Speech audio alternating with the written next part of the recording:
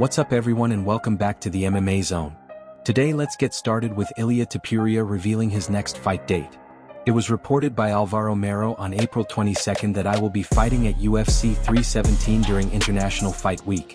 It looks like Topuria is confirming those reports.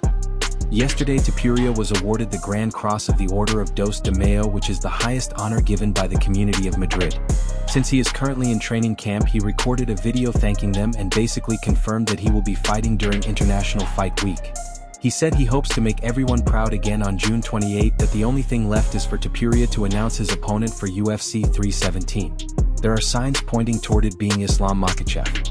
The same reporter who revealed the fight date also confirmed that Makhachev is in training camp preparing for his next bout. Recently Khabib Nurmagomedov and Rizvan Magomedov, who is Islam's manager, met with Hunter Campbell in Dubai, so all signs suggest that news could be coming soon. If this fight happens, who do you think will win, Islam Makhachev or Ilia Topuria? Is the MMA community losing interest in a potential fight between Jon Jones and Tom Aspinall? For months there has been endless discussion about whether and when Jones and Aspinall will fight. As the summer of 2025 approaches, there is still no confirmation, which has left some fans frustrated. Aspinall won the interim heavyweight title in November 2023 by quickly defeating Sergey Pavlovich, but he has not yet fought for the undisputed belt. Jones previously dismissed the idea of fighting Aspinall, even though many fans were calling for it. After defeating Stipe Miocic last November, he said he would take the fight if the UFC offered him a significant payday.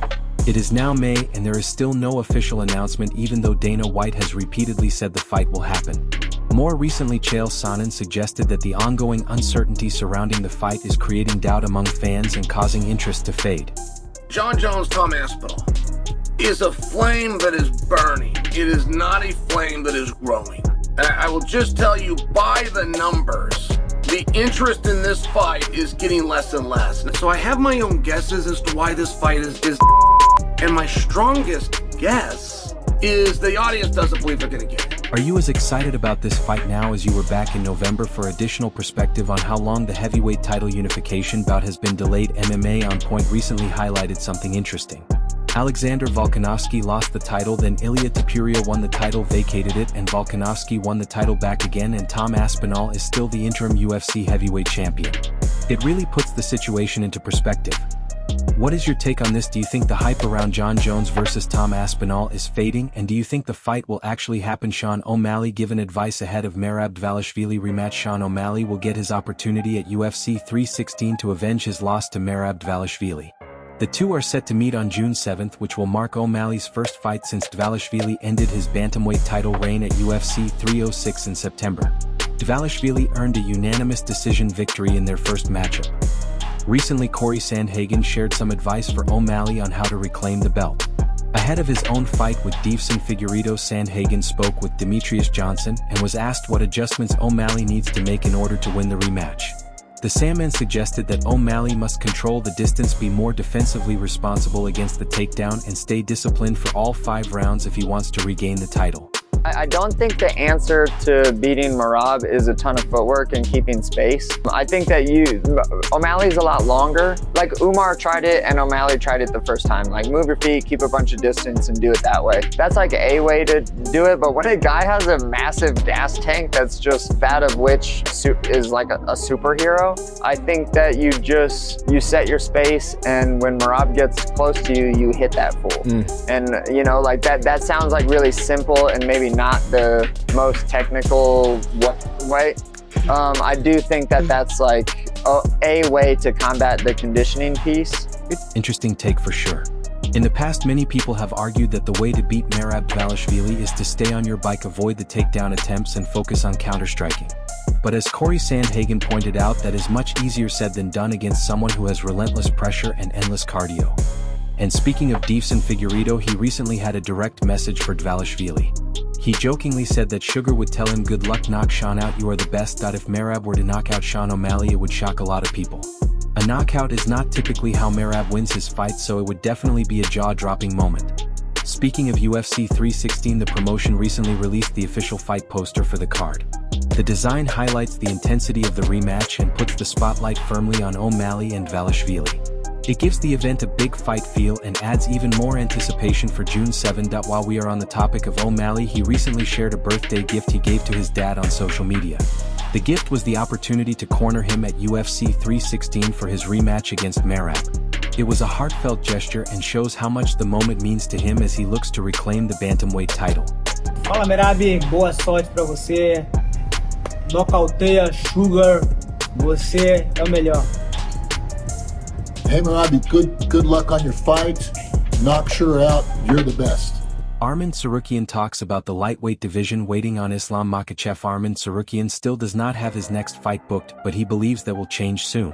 Tsarukyan was scheduled to challenge Islam Makhachev for the lightweight title in January but pulled out one day before the fight due to a back injury. Although he remains a top contender, he was informed that he would not be next in line for the belt. Now it is also unclear who Makhachev will fight next. There is speculation that if Belal Muhammad defeats Jack Della Maddalena at UFC 315, then Makhachev could stay at 155 pounds. Tsarukyan said in a recent interview that he is not currently in the title race because of his injury, but if the belt becomes vacant he would gladly fight for it. He added that if Makhachev stays at lightweight he will likely defend the belt, and Tsarukyan hopes to secure another win to earn a rematch possibly later in the year. Tsarukyan also revealed that he is scheduled for a grappling match in Dubai on May 2nd. After that he hopes to fight either Charles Oliveira in a rematch or Justin Gaethje to stay in title contention. According to translations, he suggested that if Makhachev fights in June, a rematch in October could be possible depending on how everything plays out. Joaquin Buckley does not plan on stopping trash talk toward Ian Gary. Joaquin Buckley responded to claims from Ian Machado Gary that he is using their feud for attention.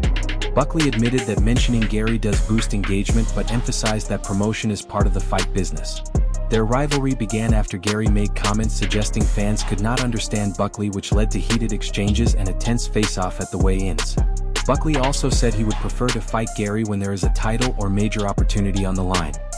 Michael Chiesa trashes Colby Covington. Michael Chiesa is set to face Court McGee on June 14th, but he has not let go of his feud with Colby Covington. The tension dates back to their time on The Ultimate Fighter. Chiesa claimed Covington avoided him on camera but was respectful off camera. He believes Covington missed a good opportunity and questioned his dedication to training while pursuing big fights. Covington has previously dismissed the idea of fighting Chiesa and criticized his career trajectory.